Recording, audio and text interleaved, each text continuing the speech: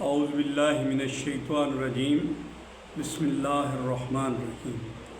حضرات گرامی، قرآن پاک کو سیکھنے کا سمجھنے کا جو ہم نے ایک دورہ شروع کر رکھا ہے، اس میں آج ہم نبی پاک صلی اللہ علیہ وسلم کی ایک حدیث شریف بیان فرمائیں گے۔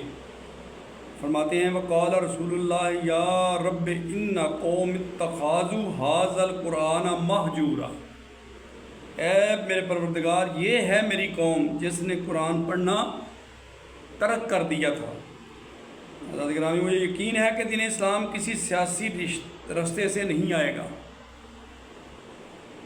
مجھے اس بات کا بھی یقین ہے کہ کسی ماشاء اللہ یا کسی ڈکٹیٹرشپ یا کسی اور ذریعے سے دین کا نفاذ ناممکن ہوگا۔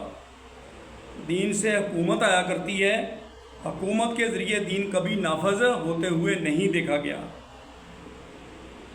اور دین قرآن کے علاوہ کسی اور رستے سے نہیں آئے گا۔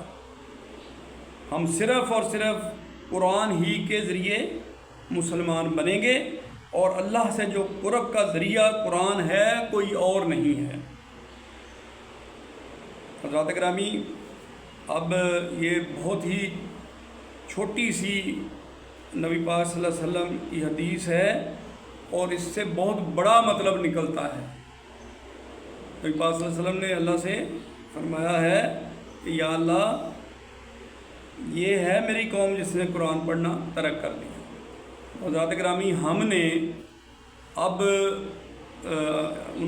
نبی پاک صلی اللہ علیہ وسلم کے حکم کو مانتے ہوئے قرآن پاک کو اگر ہم نے ترک کیا ہوا ہے، جو کہ سچ ثابت ہو گیا کہ نبی پاک صلی اللہ علیہ وسلم نے جب فرما دیا تو یہ بالکل صحیح ہمارا ایمان ہے، تو ہم نے ابھی اس کو دوبارہ کنٹینیو کرنا ہے۔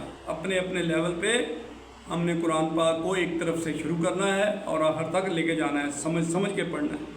ٹھیک ہے جی؟ تو اسی التجا کے ساتھ ہم اللہ سے دعا کرتے ہیں کہ یا اللہ ہمیں قرآن پاک کو پڑھنے کی توفیق عطا فرما، تاکہ ہمارے نبی پاک صلی اللہ علیہ وسلم ہم سے راضی ہو جائیں۔